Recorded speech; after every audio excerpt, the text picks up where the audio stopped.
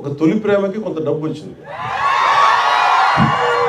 ఎప్పుడు పుస్తకాలు చూసేవాడిని, కానీ నేను కోరుకున్న దానికి ₹1,00,000. మీరు ఊహించుకుంటే నా రెమ్యూనరేషన్ 15 లక్షలు అంటే నేను ₹1,00,000 పుస్తకం, 1,00,000 2 లక్షల పుస్తకాలు కొనుక్కున్నాను.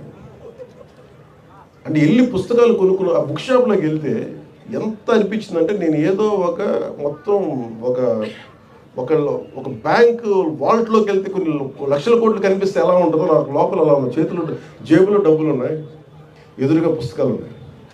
ఒక్కొక్క పుస్తకాన్ని నాకు నచ్చిన పుస్తకం కొనుక్కొని రూమ్లో పెట్టుకొని ఒక 3 రోజులు నిద్రపోలేదు. అది చూస్తూ ఉన్నాను, కొంచెం చదువుకుంటా ఉన్నాను, మళ్ళీ ఆ పుస్తకం తీసాను, కక్కుడుతుంది ఆతృత, ఇది చదివేయాలి, అది చదివేయాలి. అందుకే నేను అంటే ఒక జీవిత కాలంలో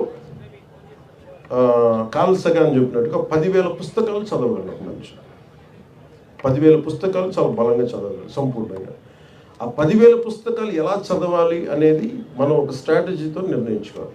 మన ఇష్టాలు ఏంటి, మన అయిష్టాలు ఏంటి, ఏ పుస్తకం మనకు అవసరం, ఏ పుస్తకం మనకు అనవసరం.